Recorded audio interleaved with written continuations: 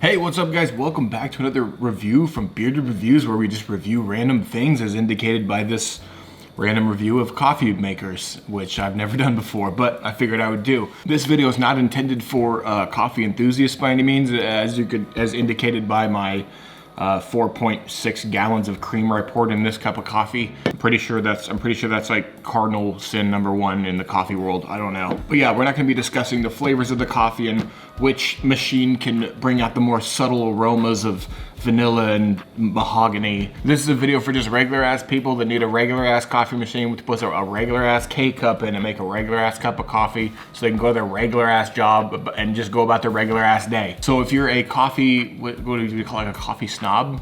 Get the heck out of here. We don't want you. So yeah, this video is gonna be comparing this very cheap $29 one to this very expensive, like the very most expensive one I think that you can get K-cup wise, which is almost $150. I'll link both down below. They'll probably be Amazon links, because I got them on Amazon, I believe, and it will be an affiliate link. So if you do click the link and buy it, I do get a commission from it, just being fully transparent with you here. So at the end of the video, if this helps you out with your purchase at all, you know, maybe use my link to buy it, I would truly appreciate it. And what we're gonna discuss with these, again, is not gonna be like the flavor of the coffee or the quality of the stream of coffee or anything like that. What we're gonna be talking about is functionality, features, speed, stuff like that, things that matter to real people that just need a cup of coffee in the morning. So let's talk about this one first. This is the cheaper one. This is the Faberware something or other. It has a 30-ounce tank in it on the back. It has just a basic 3-button setup here on the side, and it's very simple and very easy to use. And both of these actually come with a one that you can put like regular coffee grounds in, which actually saves money if you buy coffee grounds by the bag and just pour the stuff in there. Although convenience-wise, that's not really what these are intended for. These are intended for using K-cups for convenience.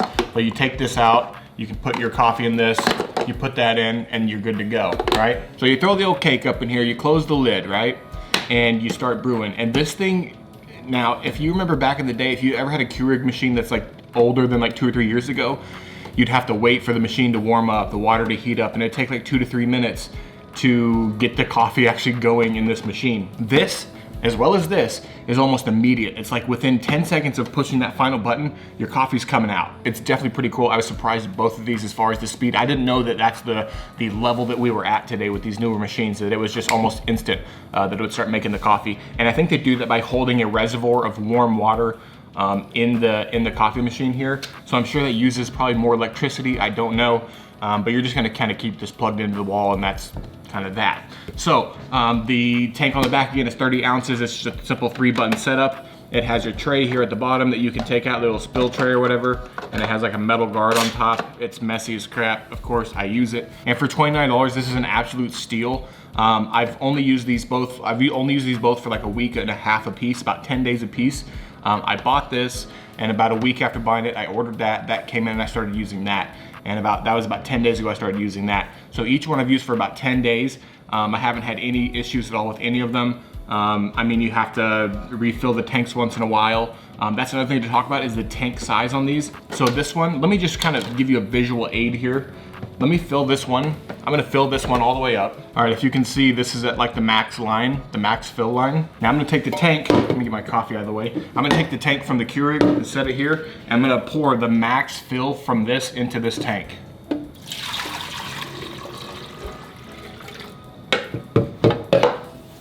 That's all you get. That kind of puts into perspective the amount of water difference in the Keurig that you can have versus this, which is at least double, a little bit over double the amount of water you could put in this versus that, which means you have to change this out more often, which definitely cuts down on the convenience factor, but it's not a deal breaker. Now the looks of it looks pretty cool on the counter. It has like the black and stainless steel look. The tank on the back has kind of like a bluish tint to it, I guess. As you can see, I don't know if you can see that or not, it has kind of a bluish tint to the tank on the back, which is actually pretty cool, although you don't really see that from the counter. It's tall, it's kind of large and in charge. It's a little bit taller than the Keurig. Now that might be a factor if you have really tall, really shallow counters, that might be a factor. Let me see the height here. All right, so from the bottom to the top, it is 14 inches exact, and on the Keurig, it is 12 inches exact. Well, actually, let's see what it's gonna be with the lid raised up, because that's a more reasonable, like, you're gonna have to get a K-cup in there. So with the lid up, it is 20 inches, And with the lid up on this, it is 17, right about 17 inches. So this is gonna be 3 inches shorter at 17 with the handle fully open. This is gonna be 20 inches with this handle fully open. So if your countertop clearance doesn't have at least 20 inches, don't get this, get this. But let's move on to the Keurig. Now the Keurig is 100% definitely built more solid and more sturdy, and it looks better than this, but that's kind of what you would expect with paying that amount of money. Like for instance, like just what I just did, the action on the top, this, when you close it, you get that plastic chunk. This, you get a solid thud, like it sounds. It's like closing a G-Wagon door versus closing a C-Class door in a Mercedes or whatever. I don't even own a Mercedes, but I've been in both. I've been in a G-Wagon and I do drink coffee. But anyway, the Keurig, it does come with the same kind of a splash protection thing. It has a bigger reservoir on the bottom as far as splash protection or spill protection, and it has just kind of a plastic, whereas this has a metal one. This one has a plastic one, but I don't think that matters that much. Now, also I forgot to mention the height of in here.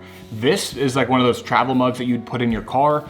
This will fit just fine in the cheap one, right? But in the Keurig, it ain't, you could do that, I guess, but it ain't going in there. You'd have to take out this top of this spill guard, I think. And even then, yeah, you can't really, you'd have to take the spill guard out completely and then set it in like that. So it is an option. As long as you're not gonna spill, you can just take the spill guard off and set that in there, and that is not gonna affect the functionality of the machine, but something to keep in mind. So just use the old handy dandy measuring tape, and this one is 7.5 inches tall. This one with the spill guard is 6 inches tall. So that's definitely a compromise with the height issue. You get less clearance in here, although you can take the spill guard out and make more room, where I don't think you can take this spill guard all the way out.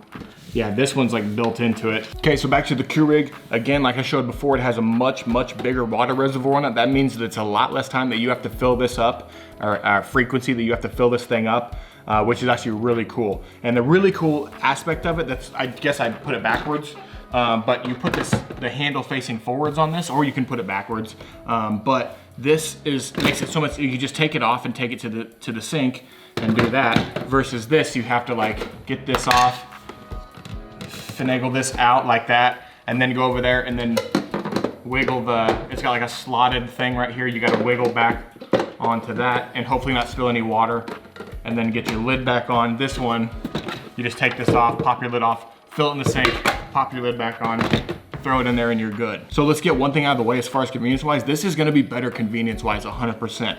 But is that worth the extra $100 and whatever difference, price amount between these two? That's something for you to decide. I can just kind of highlight the differences between the two. So moving on, you got that, obviously that nice, crisp, clanking sound when you close it, sounds solid. The top is cool. It actually has a screen up here that shows you whenever you blend, you can pick your strength. I always go one notch up with strength, and I'll click the 10 ounce, and then you hit the K button in the middle, and that starts the brewing process. So the interface on this is a little bit better because each option has a dedicated button, where this one you have to keep pushing the button to get through the different options. This one has a dedicated button for each option, 8 ounce. And it goes from 4 ounce, 6 ounce, 8 ounce, 10 ounce, 12 ounce. So you can get a big ass 12 ounce mug in there. This one does 14 ounce. This one goes all the way up to 14 ounce. So 6 ounce to 14 ounce. This one does 4 ounces to 12 ounces. And this one you can do the over ice function, and I know that just makes it stronger, so that whenever it melts, the ice, it counteracts the amount of ice that would melt in it, and it makes it stronger, I guess. I don't know. And then it also has the 3 memory settings up here. It's like in a car when you have the 3 memory for the people that drive the car. It seems kind of gimmicky to me. I don't know, I've never done that, where I think there's not that many options on here to where you need like a memory setting for different people, like where grandma comes over and she needs her own memory setting on the thing. Like she could just punch in the strength and the temperature she wants. There's 2 options with strength. There are 3 options with strength and temperature, and there's 4 options or 5 options with size. That's it. I don't think you need this little memory section up here, but that's just me. I don't know. Now again, just like the Fedware, this K-Cup does start brewing like almost immediately. There's really not a time difference between the two. I think that over the span of the past like 3 or 4 years, technology has come so far with these kinds of machines that there's not a huge difference between a cheap one and a expensive one as far as time goes. The most difference you're gonna find is if you have an old ass Keurig and you update to a new Keurig or a new K-Cup system, you'll be shocked by how quick the coffee comes out. It's really, really actually cool. Another cool thing with this is this right here. You see this, there's 5 hole punches on this, whereas this has 1 hole punch right here in the center, right? Now, theoretically, that kind of bottlenecks the process of this if you only have 1 hole in the top of your Keurig.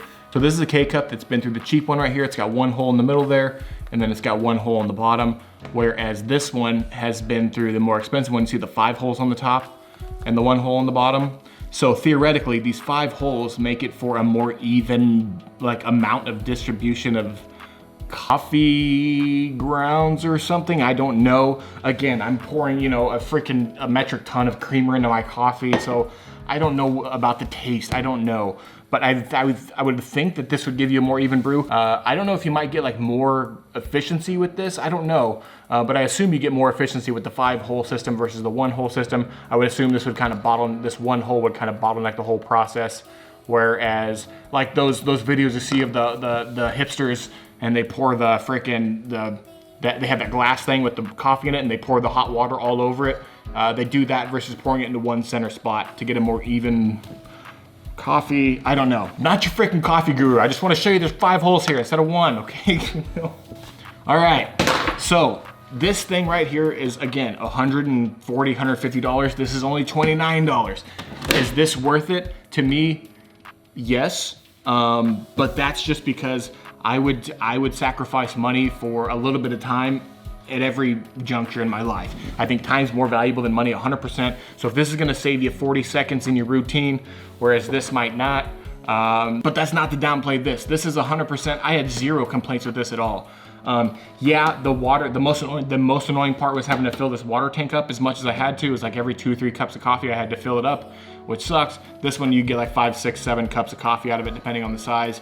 And it seems much more convenient, I guess. I keep saying that we're convenient, but I value convenience a lot. So again, $29, you can't go wrong. I bet this is probably better than your old Keurig.